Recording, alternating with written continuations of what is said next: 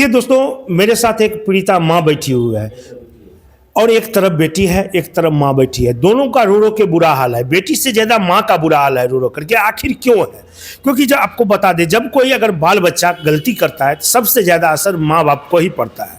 और आज यही हालात है जो एक पीड़िता परिवार माँ जो है अपनी बेटी को इंसाफ के लिए रो रही है और रो रो करके दर दर भटक रही है और ठोकरें खा रही है। ना इनको कोई प्रशासन सहायता कर रहा है, ना समाज सहायता कर रहा है।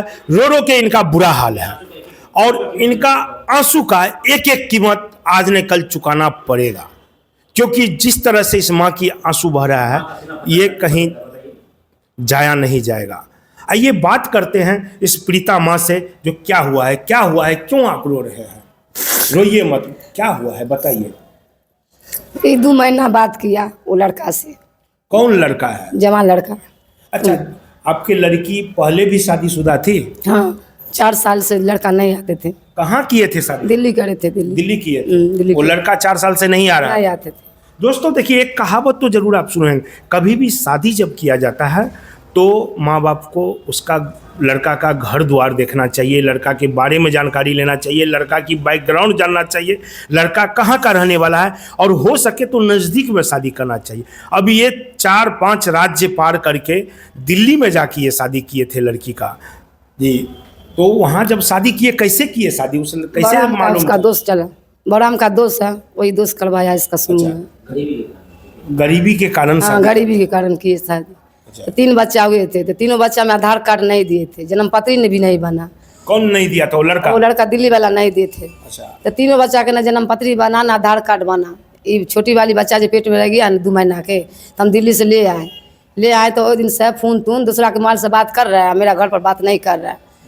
तो 3 साल गुजर गया तो हम एक नारी वाली बेटी को शादी जो किए हैं तो उसको मंगाए हम, जब हम बेटी को शादी कर रहे हैं तो मेरा बेटा कॉल करके मंगाया जी तुम आ जाओ।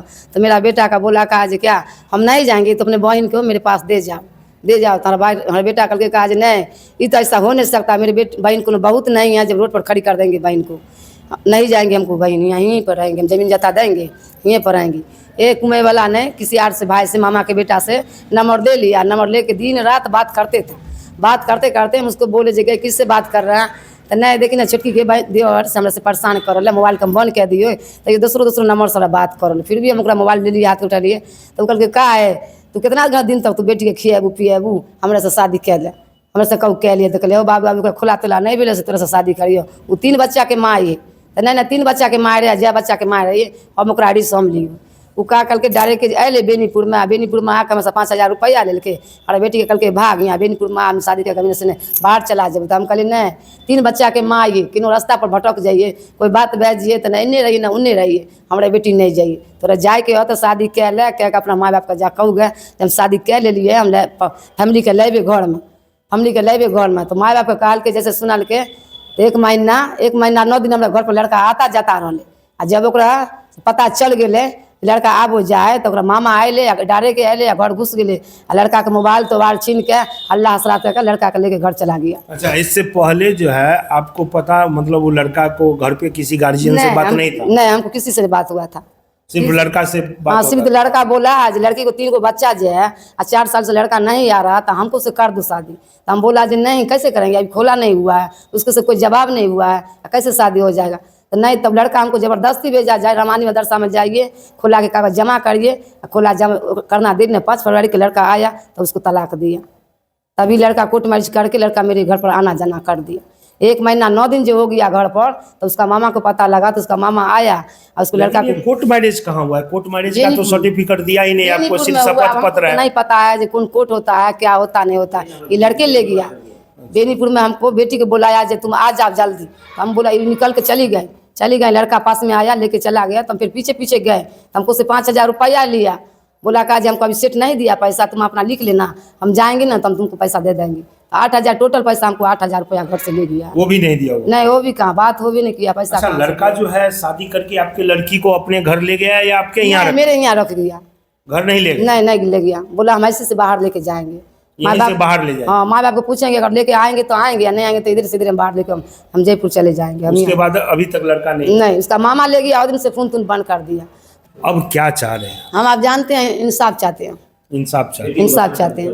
हम बसाने के लिए बोलते हैं। हम गए थे महिला कोर्ट में, गए थे घनश्यामपुर में, गए थे, बोला कोर्ट में शादी की है ना, कोर्ट में फैसला होगा। तब हम वहाँ गए, महिला थाना गए। महिला थाना गए थे तो 2 महीना महिला थाना दौड़ते थे।